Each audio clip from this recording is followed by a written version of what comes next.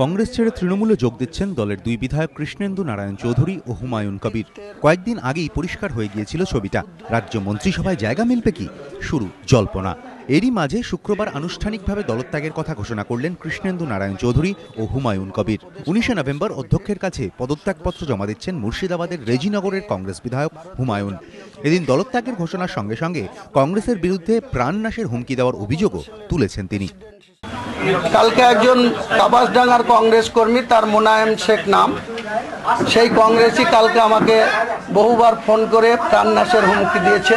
কংগ্রেস ছাড়লে আমাকে 1 মাসের মধ্যে মাছে খাইয়ে দেওয়ার হুমকি দিয়েছে। আমি মুর্শিদাবাদের পুলিশ সুপারকে সঙ্গে সঙ্গে ফোনে জানিয়েছি।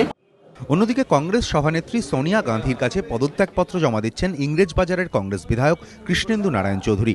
কৃষ্ণেন্দুর দলত্যাগ নিয়ে চাপান উত্তরের মাঝে ইংরেজবাজার পুরো এলাকার কয়েকটি সরকারি ভবন উড়ালপুলের রং নীল সাদা করা নিয়ে তৈরি হয়েছে নয়া বিতর্ক। দলত্যাগ ও এই নীল সাদা রং করা নিয়ে পুরসভার চেয়ারম্যান কৃষ্ণেন্দুর বিরুদ্ধে তোপ দেখেছেন জেলা কংগ্রেস সভাপতি। যিনি মন্ত্রী হওয়ার লোভে কংগ্রেস ছেড়ে তৃণমূলে যাচ্ছেন, তার সার্টিফিকেট নিয়েই বা কি হবে? চেয়ারম্যান দাঁড়াবে এখানে, ইংলিশ বাজার থেকে ক্যান্ডিডেট করবো। চেয়ারম্যানের দাবি, এই নিয়ে অযথা বিতর্ক তৈরি করা হচ্ছে। পাশাপাশি কংগ্রেসে থেকে উন্নয়নের কাজ করতে পারছিলেন না বলেই দল ছাড়ার সিদ্ধান্ত নিয়েছেন তিনি বলে জানিয়েছেন।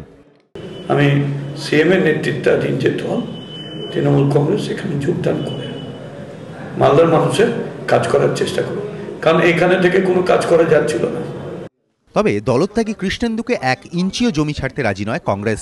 উপনির্বাচনে তাঁর বিরুদ্ধে গণিপুত্র সাইমন হায়াত খান চৌধুরীকে কংগ্রেস প্রার্থী করবে বলে এদিন জানিয়েছেন আবু হাসেম খান চৌধুরী। আশিস বাগচি, এবিপি আনন্দ।